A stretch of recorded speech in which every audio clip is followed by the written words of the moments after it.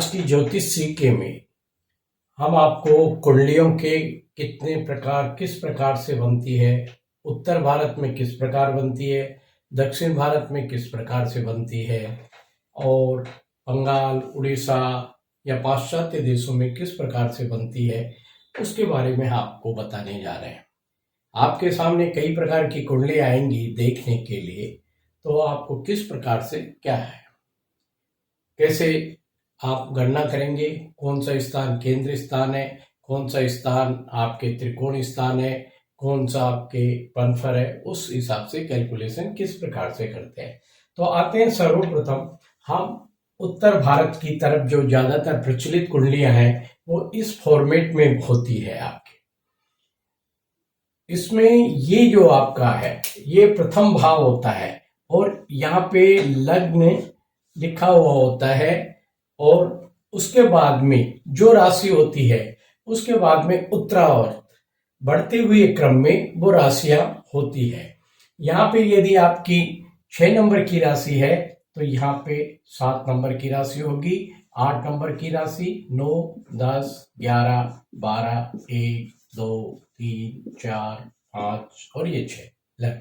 ये 2-2 घंटे बाद में ये लग्न आपका बदलता रहता है, यानी कि राशि आपकी चेंज होती है। ये सुबह सुबह होगी तो ये शाम को यहाँ होगी, दोपहर में यहाँ होगी और मध्य रात्रि में यहाँ होगी। इस प्रकार से लग्न के बाद में दूसरी राशि जो है तुला राशि है वो 2 घंटे बाद में यहाँ आ जाएगी और ये 6 नंबर की राशि यहाँ चली जाएगी। ये होती है उत्तर भारत में कुंडलियां। और ग्रह जिस राशि में अभी वर्तमान में चल रहे हैं वो इसमें स्थापित होते हैं। जैसे बृहस्पति अभी मीन में है तो यहाँ पे गुरु है, शनि मकर में है तो यहाँ पे है, राहु केतु आपके, राहु इसमें मेष में है तो केतु आपके इसमें है। ये वर्तमान की स्थिति है। इसी प्रकार से जन्मकालीन जो ग्रह होते हैं वो इसमें स्थापित किए जाते हैं। अब आइए दक्षिण भारत में। दक्षिण भारत में जो कुंडली प्रचलित होती है वो इस प्रकार की होती है। इसमें यहाँ फिक्स है, मीन राशि होती है। या तो लिख दीजिए और नहीं भी लिखी हुई हो तो आप मान लीजिए यहाँ पे मीन राशि होगी।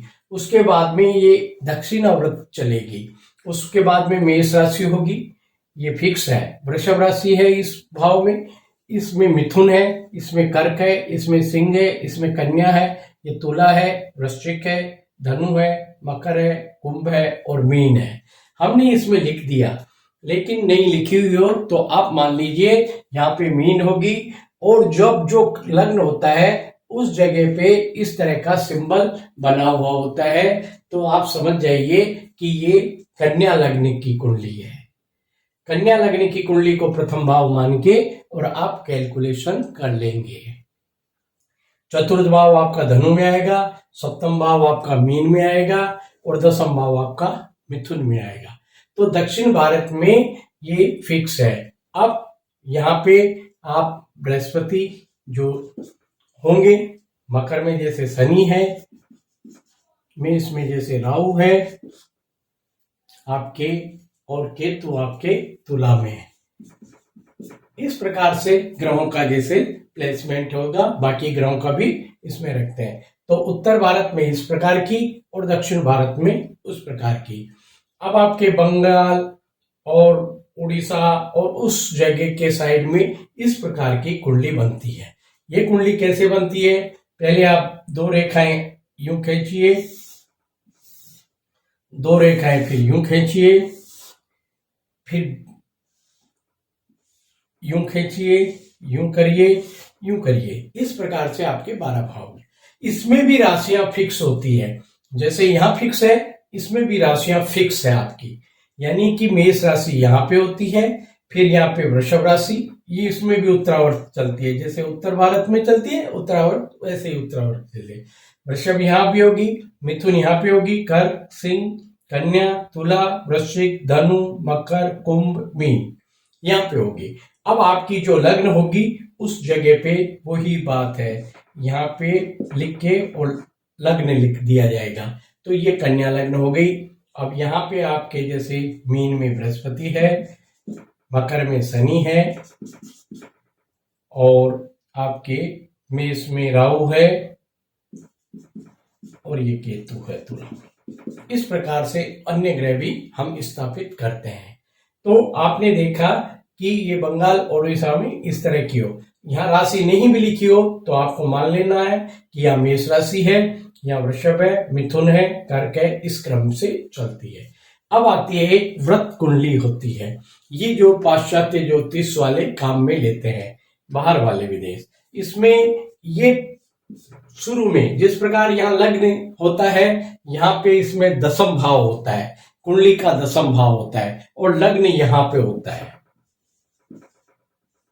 लग्न की राशि होगी वो यहाँ पे होगी और दशम भाव यहाँ होगा। तो दशम भाव यानी मिथुन है, तो यहाँ पे आपका लग्न ये है। इस प्रकार से कुंडली का निर्माण होता है। तो वृत्ताकार कुंडली में किस प्रकार देखेंगे कि ऊपर ही ऊपर जो है दशम भाव है, अपने उत्तर भारत में लग्न है और इधर चतुर्थ भाव जहां आता है अपने, वहां पे लग्न होता है। तो पाश्चात्य ज्योतिष वाले ये लेते हैं, दक्षिण भारत वाले ये कुंडली काम में लेते हैं, इधर वाले जहां बंगाल उड़ीसा वाले ये काम में लेते हैं और उत्तर भारत में ये है। तो आपके पास जिस प्रकार की भी कुंडली आए तो उसमें वो आप गणित करके और जान सकते हैं कि कौन सी कुंडली कहाँ पे है। अब हम आते हैं इसमें जो है ये स्थान, ये आपको पहले भी बताया, ये केंद्र होते हैं, पहला, चौथा, सातवां और 10वां, ये केंद्र भाव होते हैं। इससे आगे वाला पनफर है, पनफर भाव जो होता है वो धन देने वाला होता है और अपोकिलम भाव आपका खर्च कराने वाला होता है, ये ध्यान रखिए। तो ये दूसरा पनफर हो जाएगा और ये भी अपोकिलम हो जाएगा आपका। इस केंद्र से ये 12वां हो जाएगा, इसलिए ये हो जाएगा। ये फिर पनफर आ जाएगा, फिर अपोकिलम है यहाँ पे, ये केंद्र हो गया, ये पनफर है आपका, ये अपोकिलम है और ये आपका केंद्र है, फिर वही पनफर और ये अपोकिलम। इस प्रकार से ये होते हैं। ऐसे ही केंद्र के बाद में आपको बताया था ये केंद्र है, पहला, चौथा, सातवां, 10वां, 5वां और 9वां आपका त्रिकोण भाव है।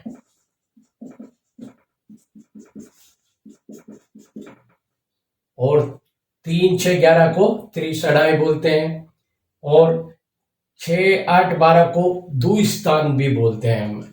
छठे भाव को, 8वें भाव को और 12वें भाव को दुस्थान। दुस्थान का मतलब अशुभ स्थान माने गए। और दूसरे 12वें को द्विद्वादश बोलते हैं। इस प्रकार से ये है। तीसरा, छठा, 10वां और 11वां ये आपके उपचय स्थान है कुंडली में। तीसरा स्थान ये वाला, छठा स्थान ये वाला, 10वां स्थान ये वाला, 11वां स्थान उपचय स्थान है। बाकी के अनुपचय स्थान कहलाएंगे।